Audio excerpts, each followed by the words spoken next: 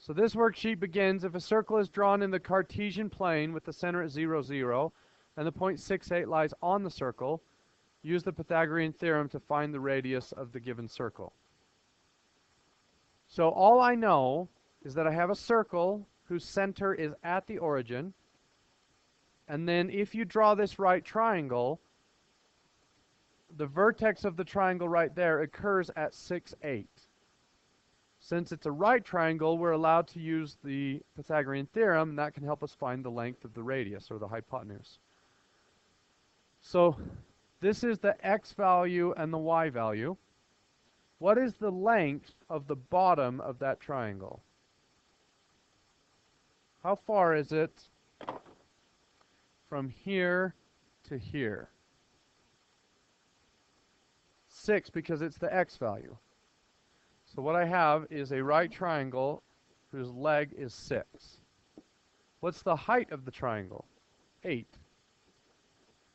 So how would I find C, or in that case is R? We use the Pythagorean theorem. What is the Pythagorean theorem? A squared plus B squared equals C squared. So I'm just going to plug this in, that in, and that in. Is that review for everybody? You remember how to do this? So 6 squared plus 8 squared is C squared. So 6 times 6 is 36 plus 64. That's 100. If C squared is 100, what is the value of C? 10. So in this case, the radius is 10. 100 square, we square root the squared. Did I say that wrong? Yeah, so 100 equals C squared, so C must be 10. Sorry if I messed that up. It happens. Because it's 100 equals C squared. So what number to the second power is 100? 10. 10 squared is 100. So the way to find that would just be take the square root, and you get 10. Okay. So now let us consider the radius of all possible circles drawn with the center of the circle at 0, 0. To the right is a circle with an unknown radius. We don't know how big it is. Let's create an equation for this circle using the same Pythagorean theorem model as before. So we have this circle, and instead of knowing that it's 6, 8, it's just some x and some y.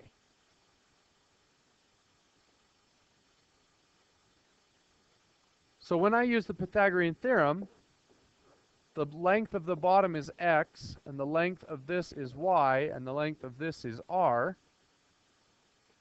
So if I follow the Pythagorean theorem, x squared plus y squared equals r squared.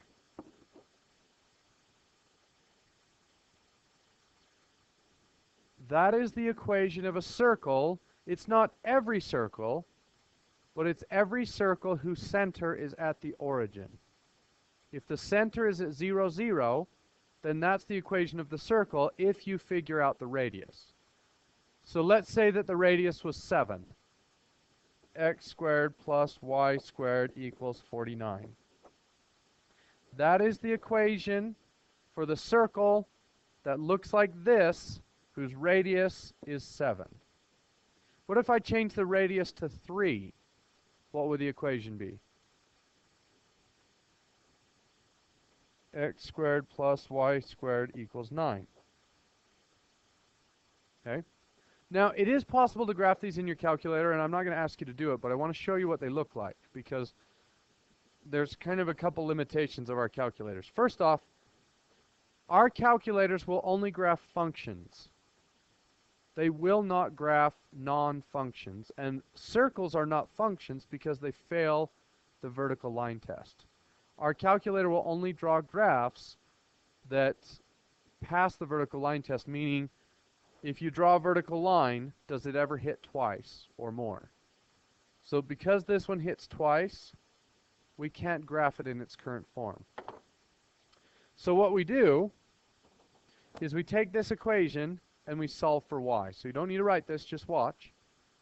We subtract x squared, so I get 49 minus x squared. And now I have y squared equals that, so I take the square root. I take the square root, and whenever you square root a variable squared, you get plus or minus. So I'm going to type that in. Oh, I already have it typed in. It doesn't look like a circle. Now, these gaps will always show up.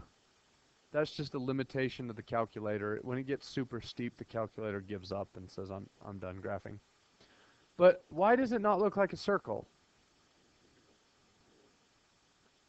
Yeah, if I look at my window values, there are 20 x's between negative 10 and 10, and there are 20 y's. Well, if I have the same number of x's and y's, why did it show up in an oval shape? The screen is wider than it is tall. So anytime you graph circles, or actually anything, the perspective is kind of messed up. We've never worried about it before because we didn't know any different. So one way I could do that is to put more x values in there, and that would kind of smash it back together. And that's hard to figure out, but if you push zoom, number 6 says zoom square. And what that does is keeps the y-axis however you defined it, and then it changes the length of the x-axis to match. So now it will be circular.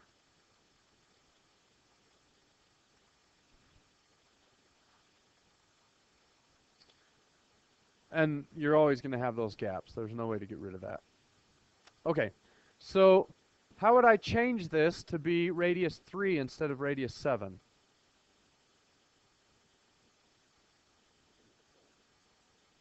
Well, what part of this equation is going to change? 49 will just change to 9. And I'm already in zoom square, so that will just change the size of the circle. The top equation graphs the top half of the circle, and the bottom equation graphs the bottom half of the circle. Okay. So now we're going to do something that's a little bit harder. The equation above only applies to circles that are centered about the origin. Now consider a circle with center HK. Find the equation of this circle. So we've now bumped the circle off of the origin, and we're going to call the center of that circle HK. That just means H is the x value of the center, and K is the y value of the center. So just kind of follow along, write this down. You won't need to recreate this, but this is where the equation comes from.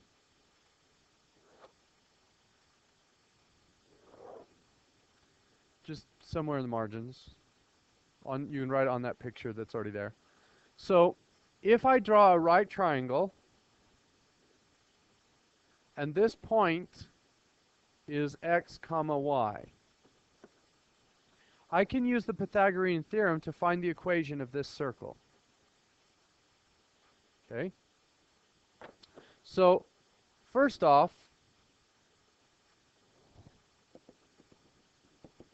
what is that length?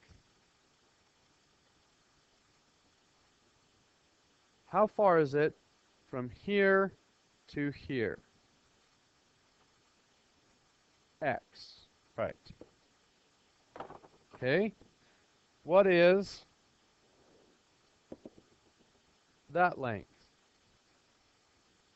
Not x, it's not a y value, h, right?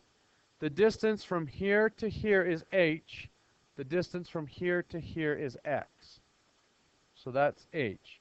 So the big question is, what is the length of this side of the triangle?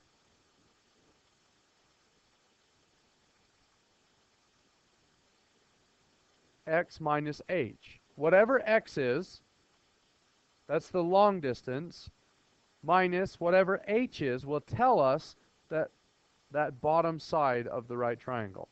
So this is x minus h. Okay? Well, what's the value of this side going to be? It's going to be y minus k.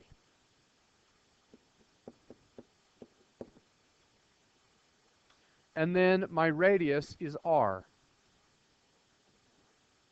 So now that I've moved the circle off the origin, I've calculated what the value of both of the legs are. Now I just apply the Pythagorean theorem, which says a squared, so x minus h, squared plus this one, y minus k squared equals r squared.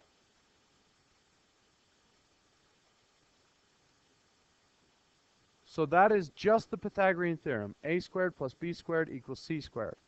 But in this case, a is x minus h, b is y minus k, and c is r. Now we can apply this equation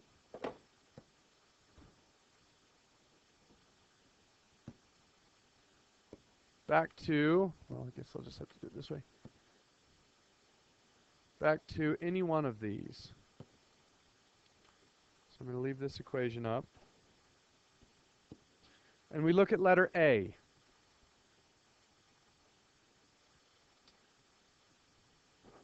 So this point is always h comma k, and this distance is always r. What is hk in this first problem? 0, 0. And what is the value of r?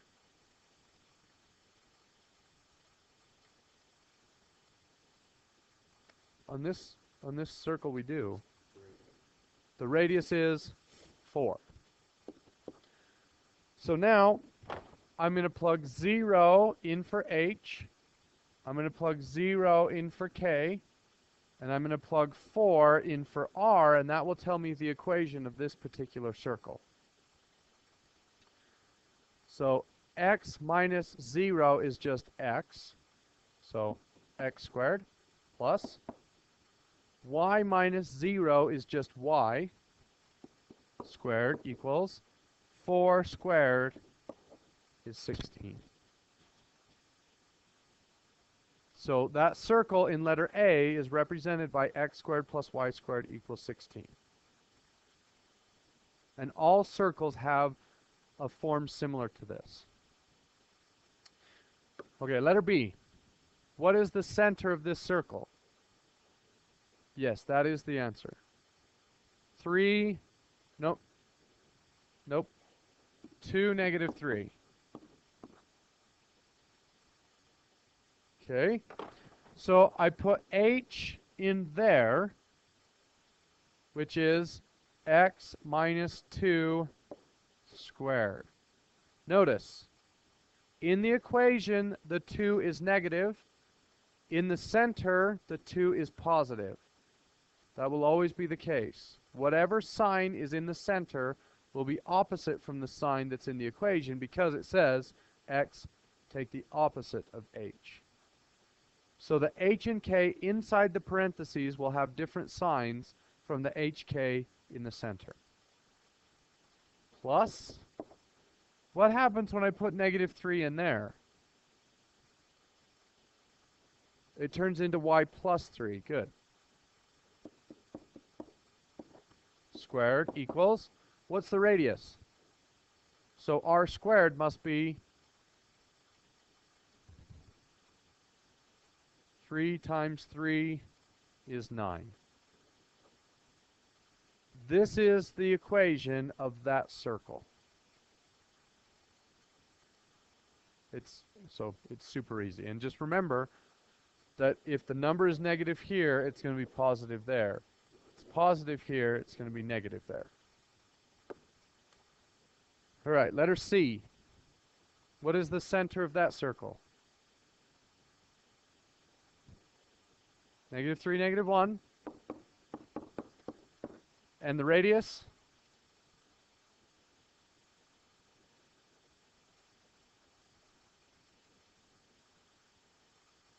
So if we count 1, 2, 3, 4, 5, 6,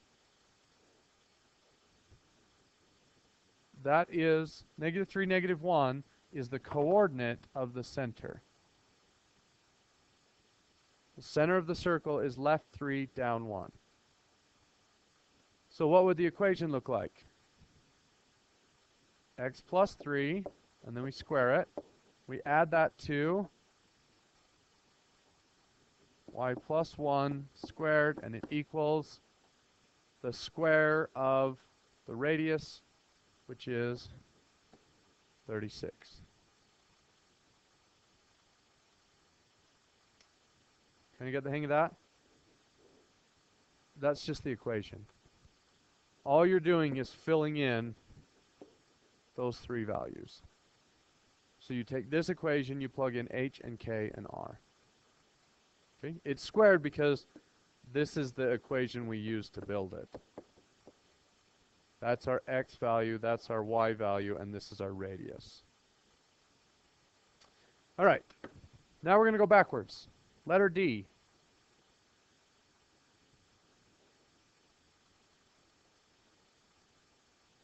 Radius.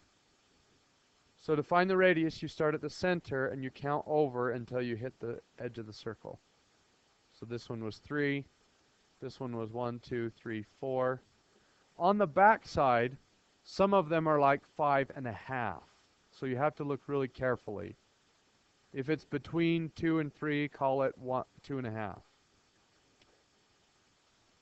It doesn't matter. It doesn't matter which way you go. It's going to be 4 in every direction. Is that your question? Yeah. The radius, you can go up, down, left, or right. It doesn't matter. All right, letter D. What is h in letter D? 0. What is k in letter D? So 0, 0. And now, if r squared is 4, what is r? 2. So this is how I want you to draw it. I want you to put the 4 cardinal points, the east, northeast, southwest, and then draw your circle. Now on the back, some of those circles don't fit on the page, so you're just going to put the ones that fit and then kind of guess where the other ones are, because some of them are too big for the graph. Okay, letter E. What is the value of h for letter E? 4. What is the value for k? -2. 4, -2. And if r squared equals 1, then r must be, what times itself is 1? 1. So you look at the equation. X minus h is x minus 4. So h must be 4. H is the opposite of that number. K is the opposite of that number. And r is the square root of whatever's on that side. So my h is 4, my k is -2, and my radius is 1. So I put those 4 points and draw my circle. Does that make sense?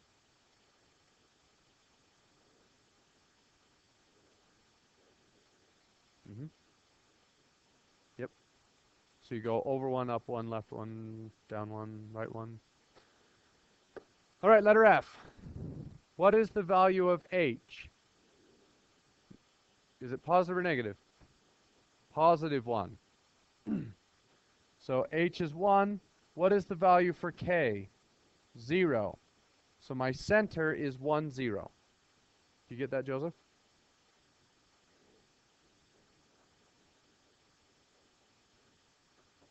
Well, we found out the first one is 1, comma, this one is a 0, and we put the dot on 1, 0. Yeah. All right. Now, if r squared is 25, that means that r is 5. So we go right 5, left 5, up 5, down 5, and then we can draw a circle, which is harder than it looks.